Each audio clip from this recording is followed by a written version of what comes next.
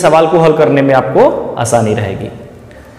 तो चलिए हम आपको बताते हैं कुछ महत्वपूर्ण प्रसार के बारे में, इस पर ध्यान देंगे आप।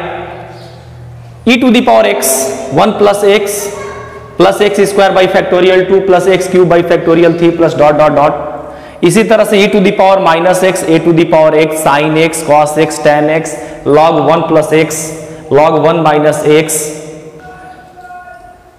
ठीक, तो इस प्रकार से कुछ महत्वपूर्ण प्रसार हैं, उसको आपको लिमिट के सवाल को हल करने से पहले आप लोग उसको याद कर लीजिएगा। याद कर लेंगे तो आपको सवाल लगाने में आसानी होगी। कुछ महत्वपूर्ण सीमाएं हैं, जैसे कि limit theta tends to 0 sine theta equal to 0, और यहां पर है कि limit theta tends to 0 cos theta equal to 1।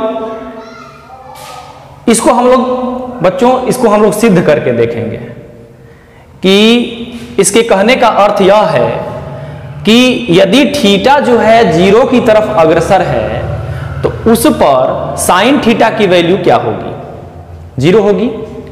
और यदि थीटा टेंस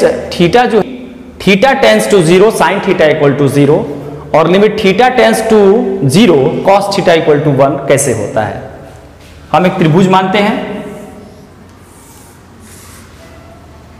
मान लेते हैं इसका नाम है ए बी और सी कर देते हैं। इसको हम थीटा एंगल ले लेते हैं, इसको 90 डिग्री मान लेते हैं। अब हमारे पास त्रिभुज हो गया ए सी बी, जिसमें सी जो होगा वो 90 डिग्री का एंगल बना रहा है और इसको हमने थीटा मान लिया। थीटा मान लिया तो हम जाते हैं त्रिकोणमिति से कि ये जो होगा वो लंब हो जाएगा और ये जो होगा वह आधार हो जाएगा। दिए गए कोण के सामने की भुजा लंब होती है, 90 के बाद दिए गए कोण के सामने की भुजा लंब होती है। त्रिग्रामेंत्री से हम लोग जानते हैं इस चीज को, अच्छी तरह से इस चीज को जानते हैं, इस पर ज्यादा चर्चा करने की जरूरत नहीं है। अब यहां पर हम देखते हैं कि जैसे जैसे थीटा जो है वो टेंस्ड है 0 की तरफ, देखिएगा थीटा टेंस्ड है 0 की तरफ तो ये घटेगा,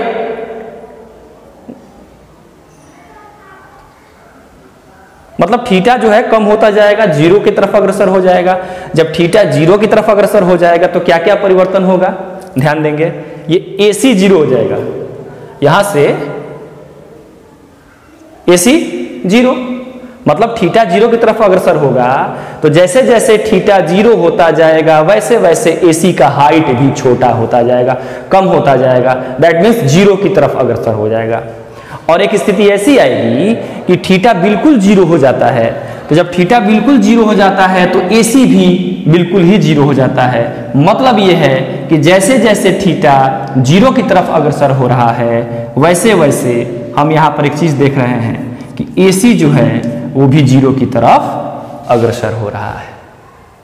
ठीक है, अब इस AC क्या है, लंब है। हम जानते हैं कि साइन थीटा जो होता है वो लंब बटा कर्ण होता है। तो यदि हम AB से इसमें डिवाइड करें तो AC बाई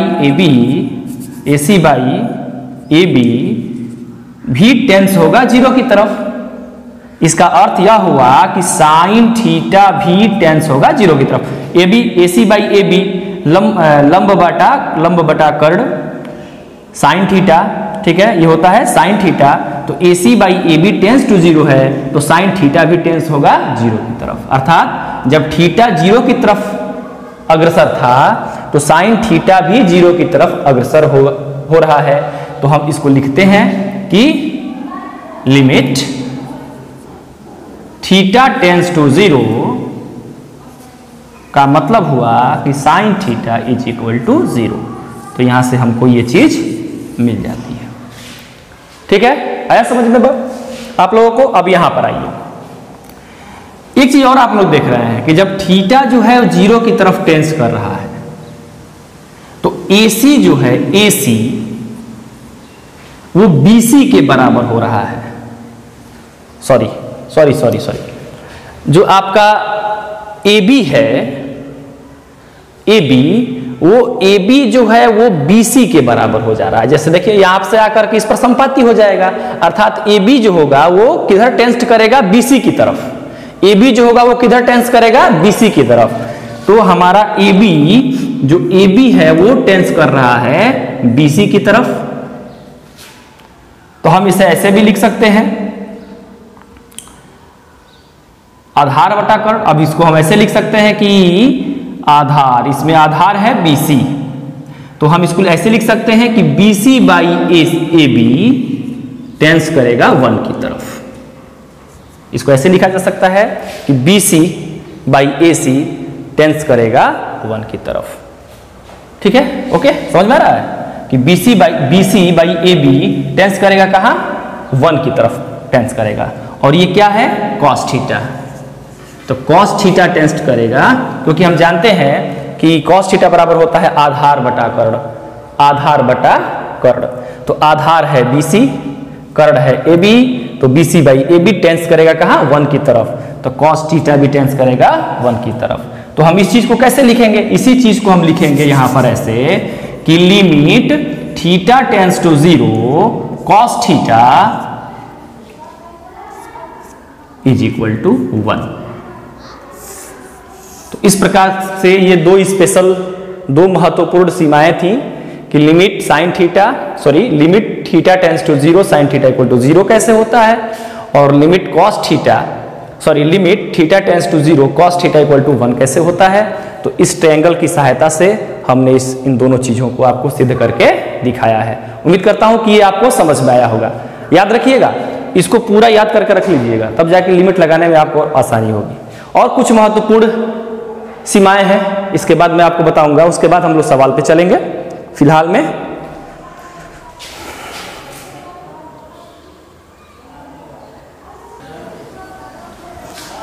चलिए देखते हैं। एक होता है कि लिमिट थीटा टेंस टू 0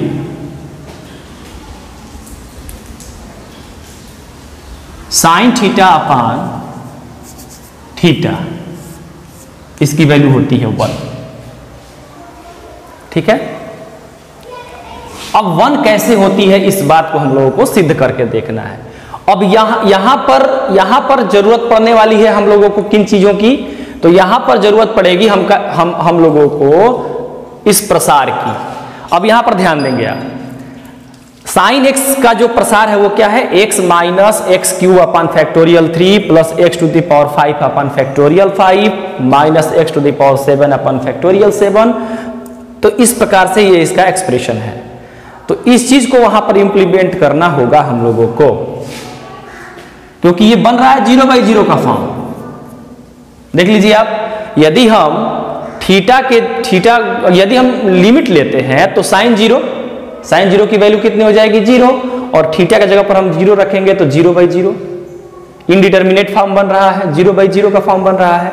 तो जब 0/0 का फॉर्म बनता है तो हम कल बताए थे आप लोगों से कि इस फंक्शन को हल करने के लिए या तो हम बीजगणितीय मेथड का प्रयोग करते हैं, या हम प्रसार विधि का प्रयोग करते हैं, या टेबुलेशन का प्रयोग करते हैं।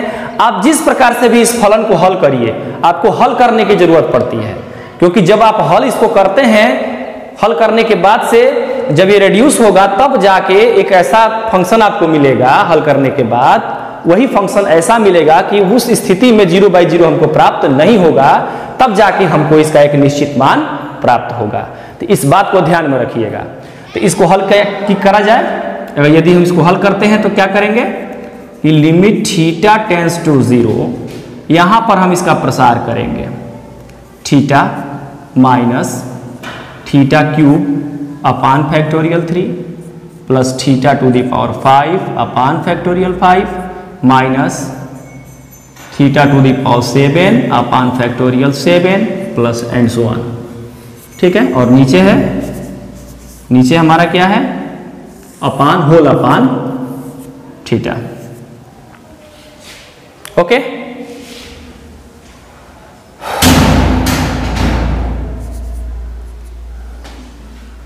ठीक है। अब यहां पर ध्यान देंगे हम कि लिमिट थीटा टेंस टू 0, इस सब में थीटा कॉमन है, ले लेते हैं कॉमन।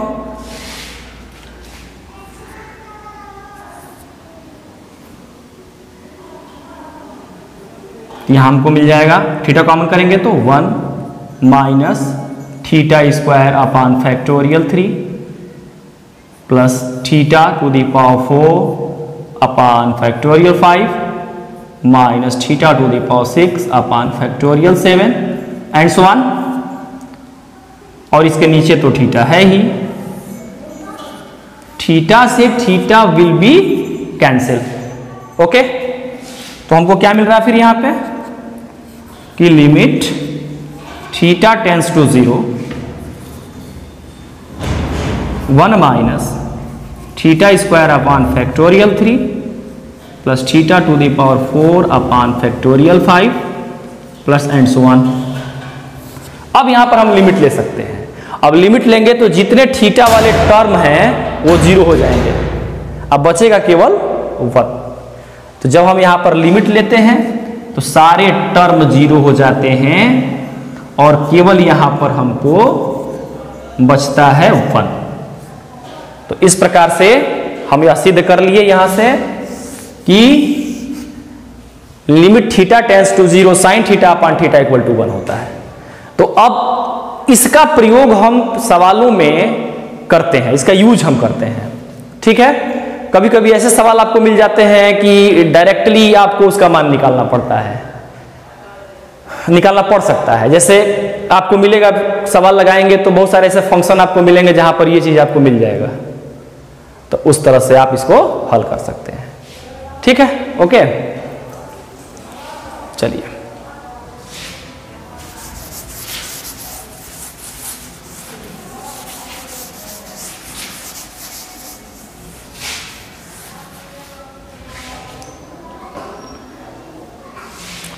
अब चलिए कुछ लिमिट्स के बीजगणित के बारे में हम जाने।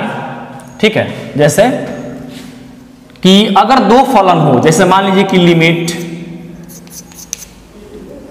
Theta tends to 0 fx plus gx, अगर दो फंक्शन इस प्रकार से जुड़े हुए हों और इकट्ठे कर रहा है लिमिट निकालने के लिए, तो आप इसको ऐसे भी लिख सकते हैं कि limit theta tends to 0 fx plus limit theta tends to 0 gx।